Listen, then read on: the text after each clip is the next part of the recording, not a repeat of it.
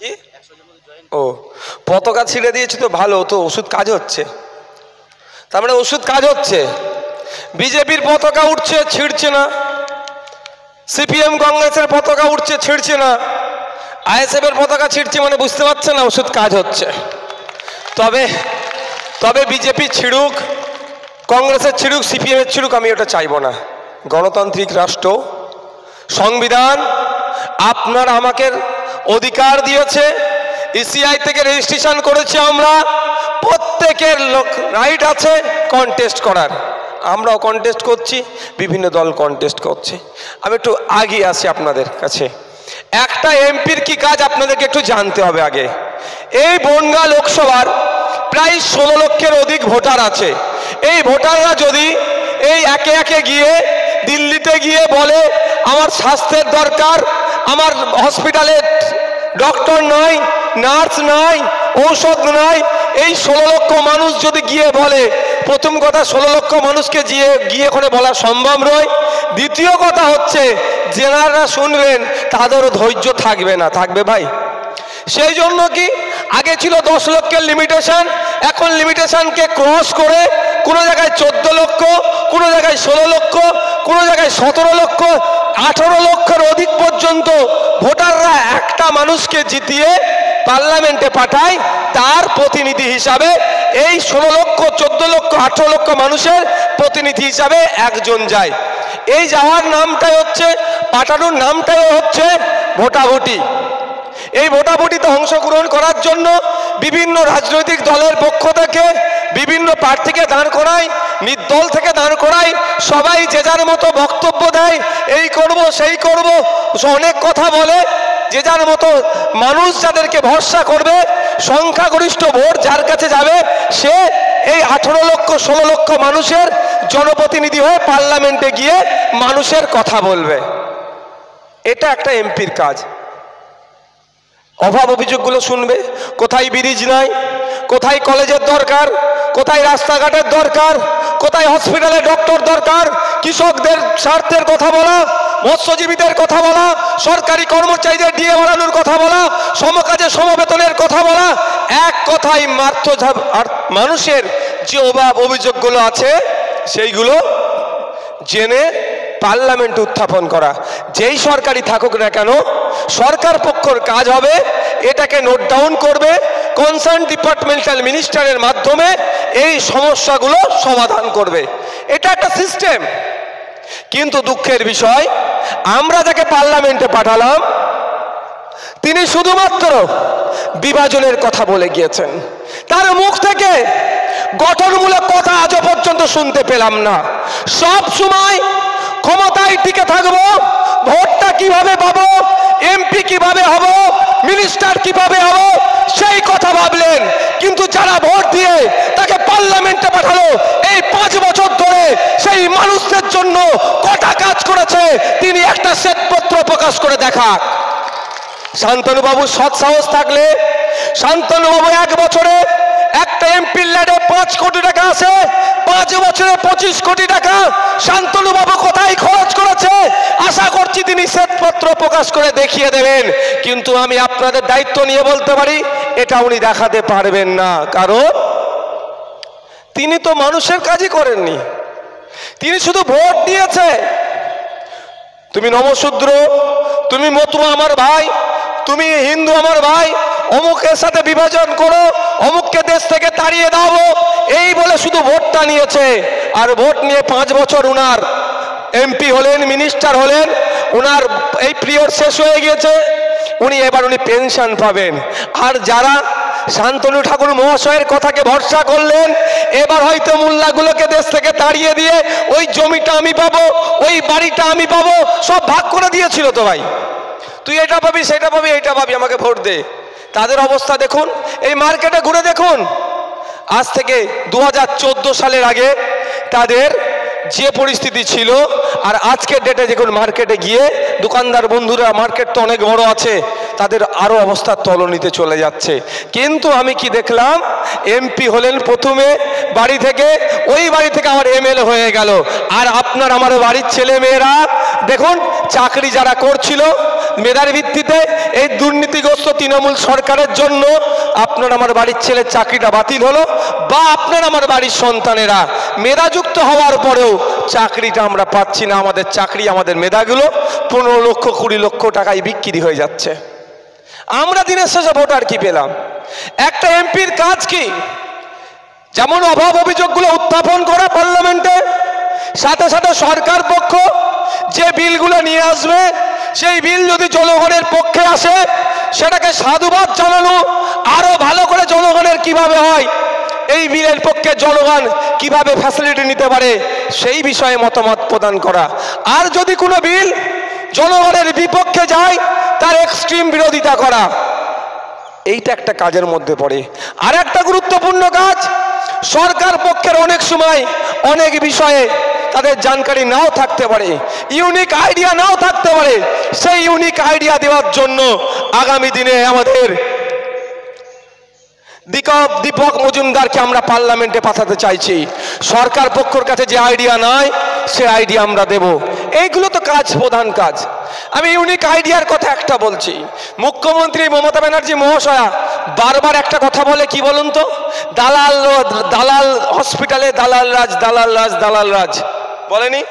আমি এখানে ঢোকার সময় যিনি বক্তব্য দিচ্ছিলেন হসপিটালের প্রসঙ্গে বলছিলেন যে কলকাতায় গেলে বেড পায় না, টাকা দিলে বেড পেয়ে যায়, তাই তো? এটা নিয়ে মমতা ব্যানার্জি নিজে উষ্মা প্রকাশ করেছে যে এটা খুব খারাপ হচ্ছে, কিন্তু সমাধানের কথা একবারও ভাবেনি। আমরা ইউনিক আইডিয়া দিয়েছি মমতা ব্যানার্জিকে।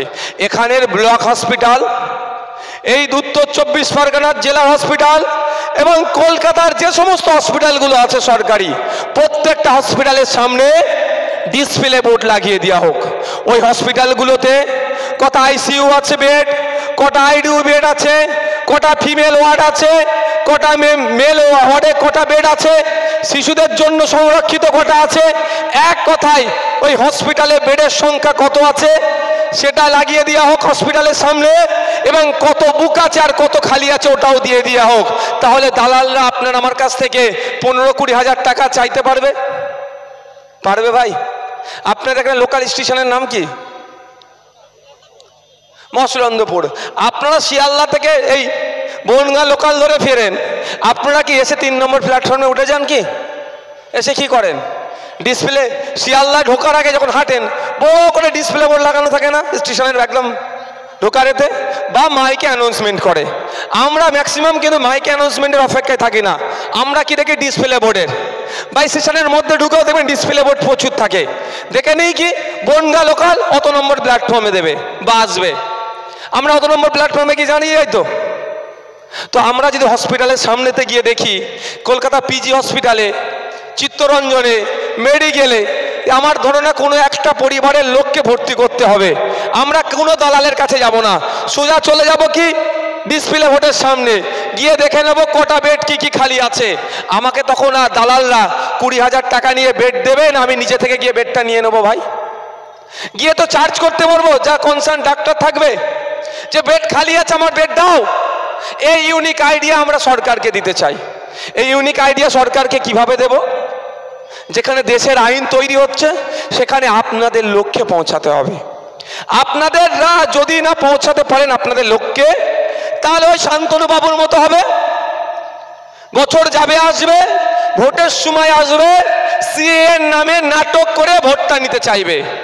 এখানে মতুয়া সমাজের ভাইরা আছেন, নমশূদ্র ভাইরা আছেন, আমি আপনাদের কাছে অনুরোধ করব যে সিএর নামে যে ফাঁদকল খুলেছে নাগরিকত্ব দেওয়ার নামে, এই ফর্ম ফিল আপ করিয়ে আপনাদের নাগরিকত্ব কেড়ে নেবে না তো একটু ভাববেন। সেই জন্য বলবো আগে শান্তনু বাবুকে বলবেন আপনি ফর্ম ফিল আপটা করুন সিএ এর জন্য, তারপরে বাকি যারা মতুয়া সমাজের মানুষেরা আছেন, নবশূদ্র যারা আছেন, বা যারা মনে করছেন নাকি আপনারা নাগরিকত্ব পাচ্ছেন না, নাগরিকত্ব পাওয়া দরকার সিএ এর মাধ্যমে, তারা তারপরে করবেন। দেখবেন শান্তনু বাবু ফর্ম ফিল আপ করবে না। বুঝতে পারছেন না কেন? উনি ভালো করে জানেন এটা একটা টোপ। আরে এখন আমরা দেশে আছি, আমার দেশ এটা, আমার মতুয়া ভাইয়েরও দেশ, আমার নওশাদ সিদ্দিকীর দেশ, আমার দীপকদারও দেশ, আমাদের দেশ।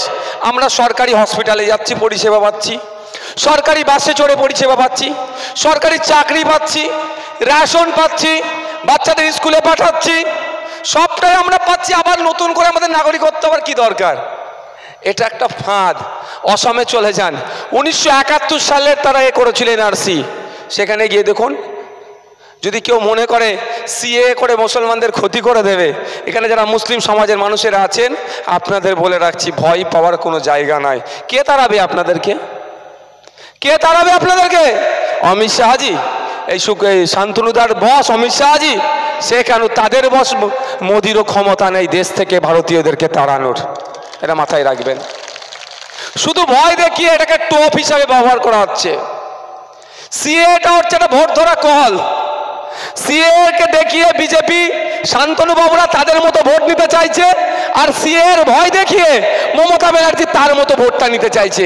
এ দুজন মিলে পশ্চিমবাংলার দেশটাকে ধ্বংসের দিকে ঠেলে দিচ্ছে। কিভাবে? বেকারত্বের সংখ্যা বেড়ে যাচ্ছে। 2019 সাল 14 সালের আগে এসে কি বলেছিল? বেকারত্ব কমে যাবে, বিদেশ থেকে কালো টাকা ফিরিয়ে নিয়ে আসবো, 15 লক্ষ করে টাকা অ্যাকাউন্টে দেব, বছরে 2 কোটি চাকরি দেব। দুঃখের বিষয় সেগুলো তো পারেনি। উল্টোর পরিবর্তে কি দেখছি? বেকারত্বের সংখ্যা বেড়ে যাচ্ছে। যে বেকারত্বের সংখ্যা বাড়ছে তার মধ্যে 86% আমাদের মতো যুবক। এই আমাদের মতো যুবক শুধুমাত্র মুসলিম সমাজের আছে সেটা নয়, দলিত বাড়িতে আছে, আদিবাসী বাড়িতে আছে, মতুয়া বাড়িতে আছে, নমশূদ্র ভাইদের বাড়িতে আছে। সেই সমস্ত যুবকদের কথা মাথায় রেখে আগামী দিনে পার্লামেন্টে জনগণের জনপ্রতিনিধি হিসাবে, জনগণের কণ্ঠ হিসাবে আমরা দীপক মজুমদার মহাশয়কে পাঠাতে চাইছি, যে মানুষের কণ্ঠ হয়ে এই বেকারত্বের বিরুদ্ধে কথা বলবে, কৃষকদের বিরুদ্ধে, আনা বিলের বিরুদ্ধে কথা বলবে, নির্বাচনের কথা যারা বলবে তাদের বিরুদ্ধে কথা বলবে। আপনারা যদি চান আপনাদের কণ্ঠ পার্লামেন্টে যাক, তাহলে আপনাদের বলবো, মে মাসের 20 তারিখে কোনো প্ররোচনায় পা দেওয়ার দরকার নয়, কারো বিভাজনের রাজনীতিতে যাওয়ার দরকার নয়, কারো কোনো লোভের কাছে আত্মসমর্পণ করা দরকার নাই। সকাল সকাল উঠবেন, চুপচাপ যাবেন, খাম চিহ্নে ভোট দেবেন, দীপক বাবুকে পার্লামেন্টে পাঠাবেন।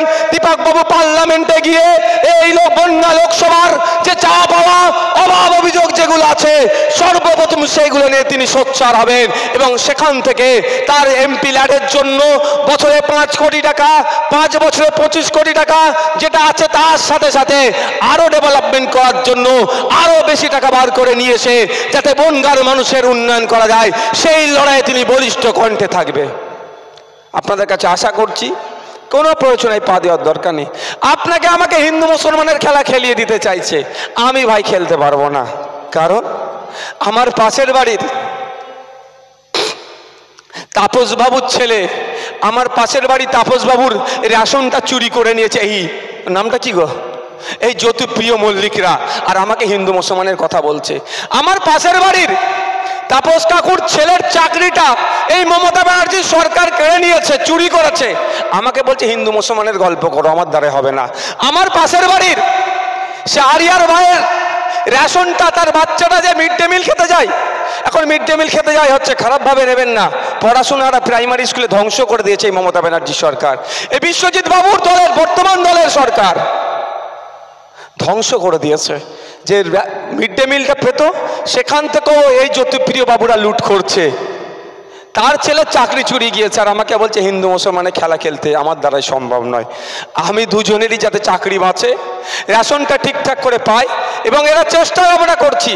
শুধু রেশনের উপরে নির্ভর থাকলে হবে না, অপদার্থ, আমি অপদার্থ শব্দটা ব্যবহার করছি, কোট করতে পারেন আপনারা, কারো যদি গায়ে লাগে আমার কিচ্ছু করার নেই। অপদার্থ রাজ্য সরকার জোর গলায় কি বলছে, এখন আমরা বেশি করে রেশন দিচ্ছি। এটা ভালো দিক নাকি ভাই? এটা মনে হচ্ছে কি ভালো দিক? আমি আমার কথা বলছি, আমি তো রেশন নিই না। কারণ কি? আমি স্বাবলম্বী হয়েছি, আমার রেশনের প্রয়োজন নাই বলে আমি নিই না। 2011 সালের আগে জানা রেশন দিত, বলছে এখন তার থেকে অনেক বেশি দিচ্ছি। এটা তাহলে মিন করিয়ে যাচ্ছে। এটা তাহলে মানে কি দাঁড়াচ্ছে? 2011 সালের আগে মানুষ বেশি রেশন নিত না,